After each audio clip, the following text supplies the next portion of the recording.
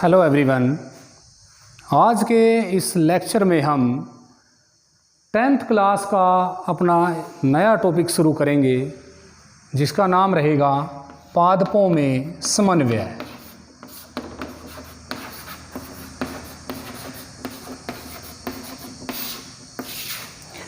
हमने जंतुओं के बारे में नियंत्रण और समन्वय पढ़ा। उसमें हमने देखा था कि जंतुओं के अंदर एक तंत्र विकसित होता है जिसको हम तंत्रिका तंत्र बोल देते हैं। पेशीय तंत्र होता है जो सूचनाओं को मस्तिष्क तक पहुंचाते हैं, शारीरिक शरीर की विभिन्न क्रियाओं को करते हैं।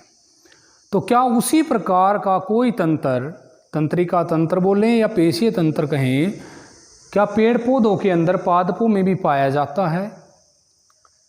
ये आप सभी जानते हैं कि जो मस्तिष्क है, तंत्रिका तंत्र है, वो पेड़ पौधों के अंदर नहीं मिलता।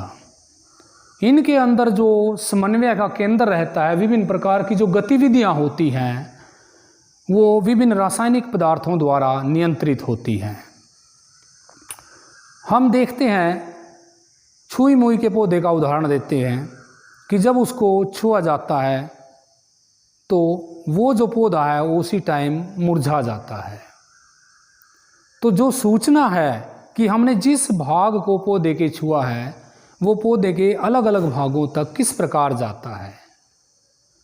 हम देखते हैं कि हमने एक बीज बो दिया ज़मीन के अंदर और वो बीज अंकुरित होकर ऊपर की तरफ आता है, उसे हम परो तना कह देते हैं, और जो जड़ है वो नीचे की तरफ ही जाती है। ऐसा क्यों होता है? पहले जो हमने छुई मुई का उदाहरण दिया उसकी जो गति है, क्या वो वृद्धि से संबंधित है? दूसरी, अगर हमने बीज का उदाहरण दिया अंकुरित होने का, तो क्या वो वृद्धि से संबंधित है? अगर हम उसकी वृद्धि को कोई रुकावट डाल दें, ऊपर रख दें ताकि वो ऊपर ही ना आ सके, तो वो किस दिशा में गमन करेगा?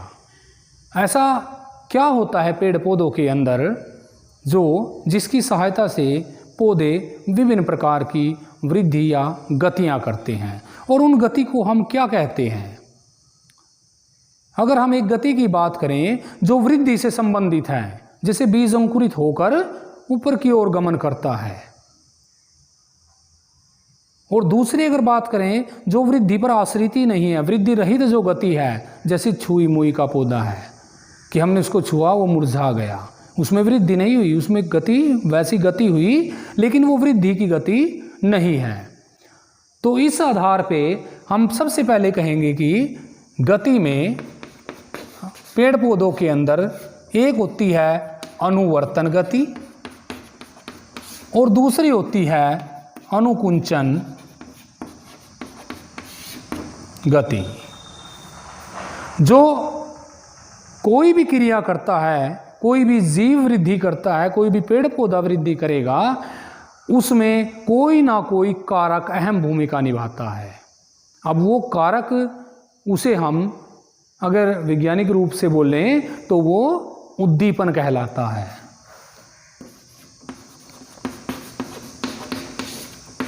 उद्दीपन का मतलब हो जाता है वह कारक जो पादप या जीव बोलने किसी भाग को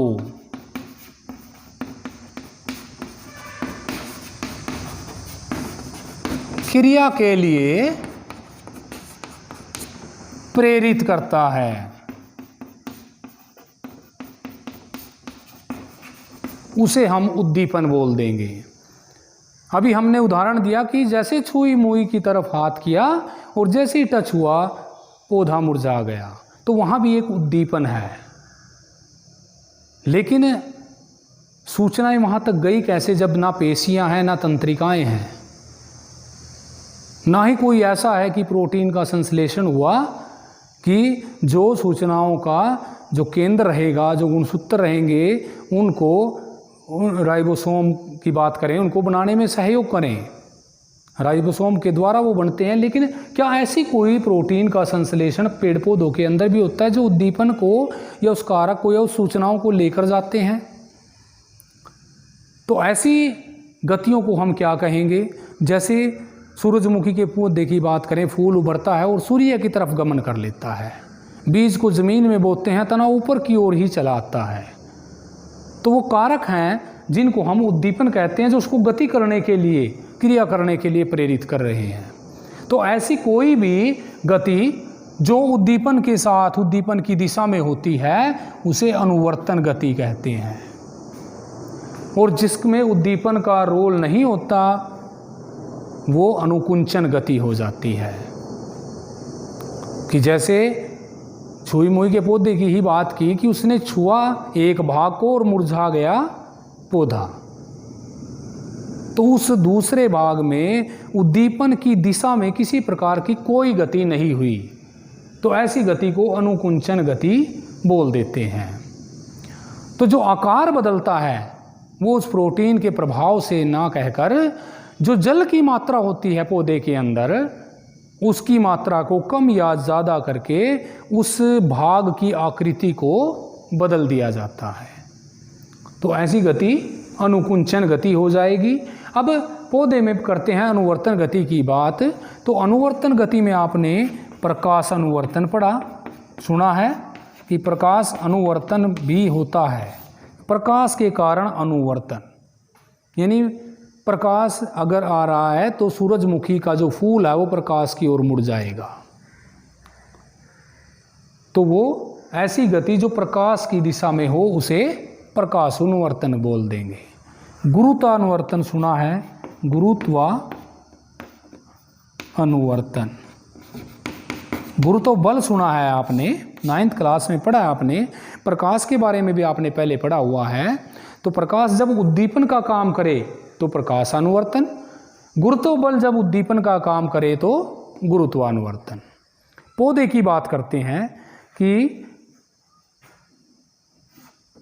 मृदा के अंदर यहाँ इस बीज को डाला गया और उसने यहाँ से प्रो निकलना शुरू हुआ, तना निकलना शुरू हुआ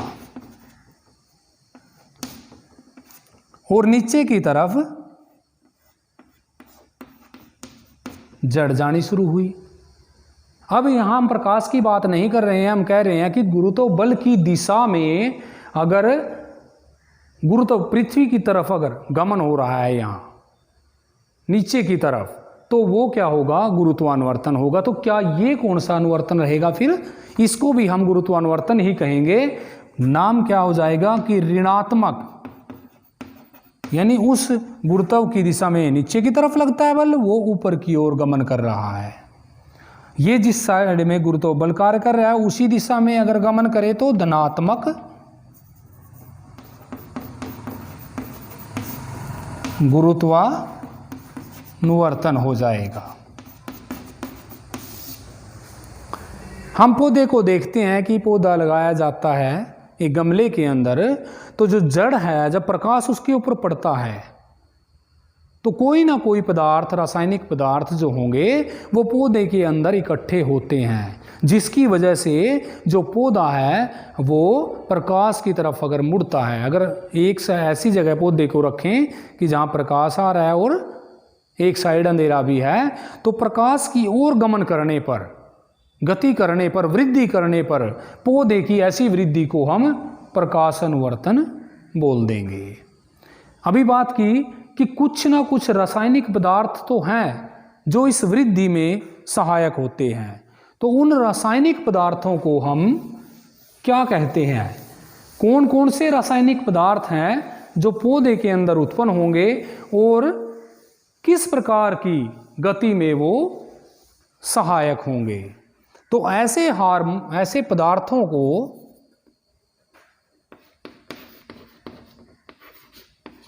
रासायनिक पदार्थ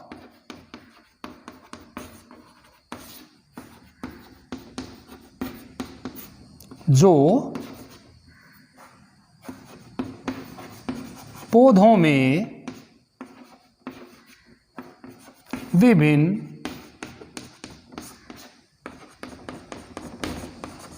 गतियों की बात करें या फिर वृद्धि की बात करें,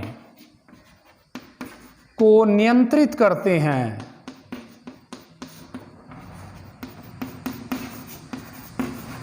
उन्हें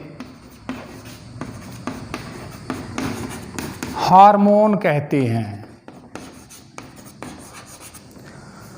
अब क्योंकि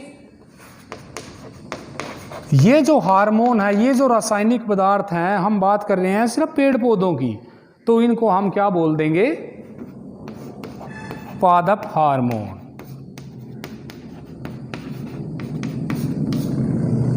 क्योंकि पौधों का जिक्र किया है, जंतुओं की बात नहीं की अभी, तो इस हार्मोन को पादप हार्मोन कह देंगे। या दूसरा इसको बोल देते हैं फाइटो हार्मोन। फाइटो का मतलब प्लांट से ही संबंधित होता है, तो फाइटो हार्मोन भी बोला जाता है। और सबसे पहले स्टर्लिंग जो वैज्ञानिक थे, उन्होंने इस शब्द का उपयोग किया।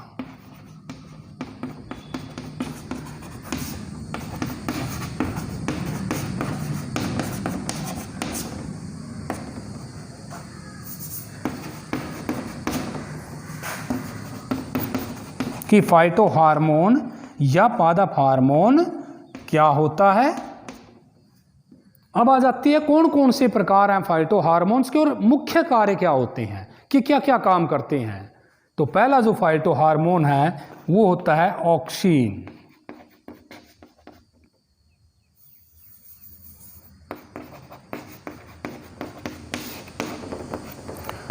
ऑक्सीन हार्मोन जो होता है वो पेड़ पौधे के अंदर कोशिकाओं की जो लंबाई में वृद्धि में सहायक होता है। यानी कि पेड़ पौधे के जो भिन्न भिन्न भाग होते हैं उनमें जो लंबाई का बढ़ने में काम करेगा, फूल बनने में जो काम करेगा, पुष्प निर्माण में जो काम करेगा, वो ऑक्सीन हार्मोन होता है।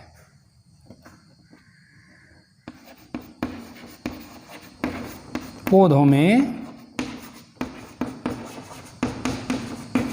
लंबाई वृद्धि, पुष्प निर्माण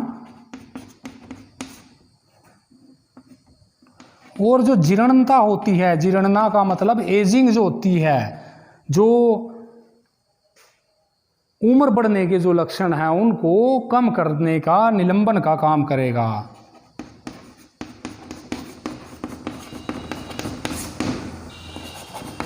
निलंबन का कार्य करता है।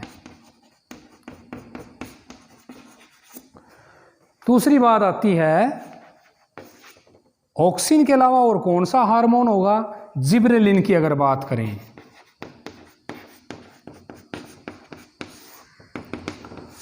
यह जो हार्मोन होता है यह भी कोशिका जो होती हैं पेड़ पौधों के अंदर, उनमें लंबाई, जो उनकी लंबाई है उसमें वृद्धि का काम करता है। जो जीर्णता होती है, जो लक्षण है एजिंग के, उनको नियंत्रित करने का काम करता है। तो लगभग जैसे ऑक्सीन पौधे में लंबाई को नियंत्रित करता है, उसकी वृद्धि में सहायक होता है, उसी प्रकार से जिब्रेलिन हार्मोन भी या रासायनिक पदार्थ भी इसी प्रकार कोशिकाओं की लंबाई की में वृद्धि में सहायक रहेगा।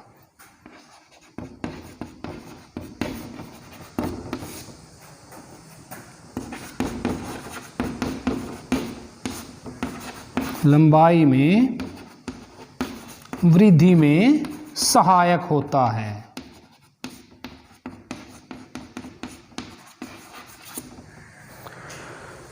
तीसरा जो हार्मोन है इसी में वो हो जाएगा साइटोकाइनिन। अब जो साइटोकाइनिन हार्मोन होता है, कोशिका विभाजन के बारे में आप लोग जानते हो कि जो कोशिका होती है वो विभाजित होकर अपने जैसी कोशिकाओं का निर्माण करती है। अब अपने जैसी कोशिकाएं जब बनेंगी तो उन कोशिकाओं में वृद्धि भी होती है। जो साइटोकाइनिन है वो हार्मोन इस कोशिका विभाजन को नियंत्रित करने का काम करता है। यानी सभी जो हार्मोन है, सभी रासायनिक पदार्थ जो रहेंगे वो पेड़ पौधों के अंदर विभिन्न कार्यों के लिए उत्तरदायी रहते हैं, विभिन्न कार्यों को पूर्ण करने में सहयोग करते हैं। यह पादपों में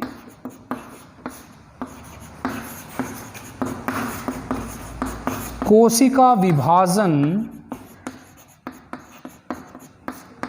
को नियंत्रित करता है।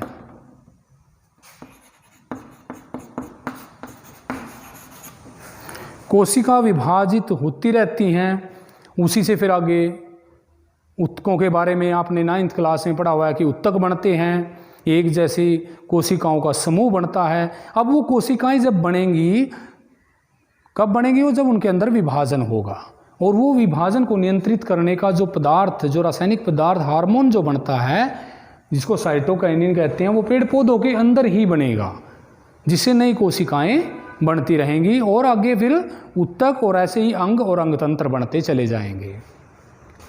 वो हम जंतुओं में कहते हैं कि उत्तक बनते हैं, उत्तक से फिर अंगों का निर्माण होता है और अंगतंत्र बनते हैं। लेकिन हम यहाँ सिर्फ बात कर रहे हैं पेड़ पौधों की, क्योंकि पेड़ पौधों के अंदर अब कोशिकाएं मिलकर उत्तक तो बना लेती हैं, और उत्तक ही होते हैं जो विभिन्न कार्यों को नियंत्रित करते हैं। तो यहाँ हम साइटोकाइनिन के बाद आगे जो बात कर रहे हैं वो हो जाएगा एब्सिसिक अम्ल के नाम से।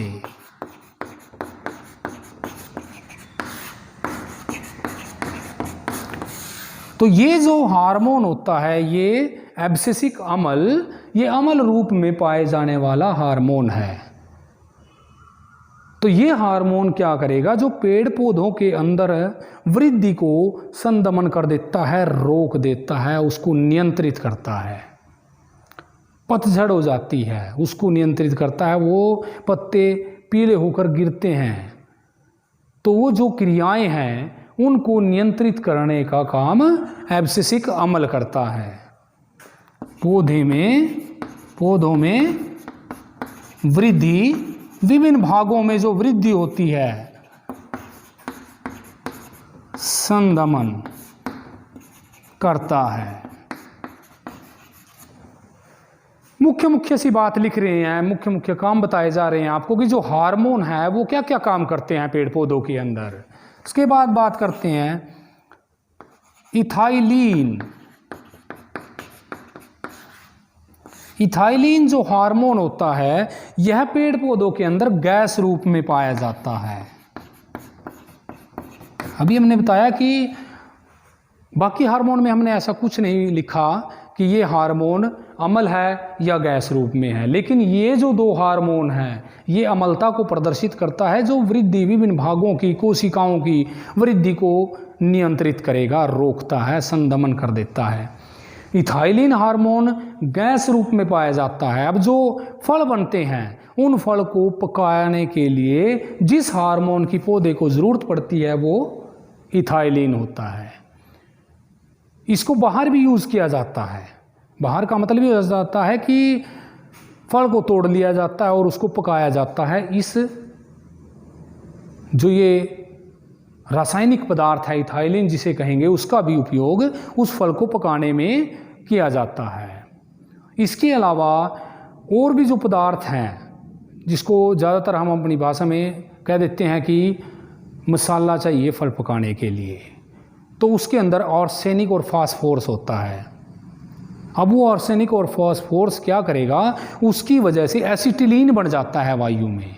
अब जो एसिटिलीन बनता है, जिसको हम कार्बाइड कहते हैं, वो विषैला होता है। तो उसकी अपेक्षा इसीलिए फलों को पकाने के लिए किसका उपयोग, किस रासायनिक पदार्थ का उपयोग करेंगे? इथाइलिन का। तो ये गैस रूप में रहेगा और इसका उपयोग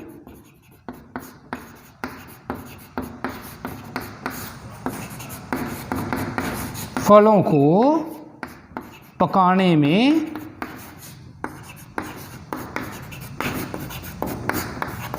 किया जाता है। तो आज के इस लेक्चर के अंदर हमने पादपों में समन्वय के बारे में पढ़ा कि समन्वय पेड़ पौधों के अंदर किसकी वजह से होता है, किसके द्वारा होता है। क्या कोई तंत्र है या कोई पेशियां हैं? अगर नहीं है तो कैसे होगा? और जो हार्मोन, जो पदार्थ, रासायनिक पदार्थ सहयोग करते हैं उन्हें क्या कहते हैं? उन रासायनिक पदार्थों की खोज किसने की? किसने हमें बताया कि ये ऐसे ऐसे हार्मोन, ऐसे ऐसे रासायनिक पदार्थ पेड़ पौधों के अंदर हैं जो विभिन्न कार्यों को नियंत्रित करते हैं।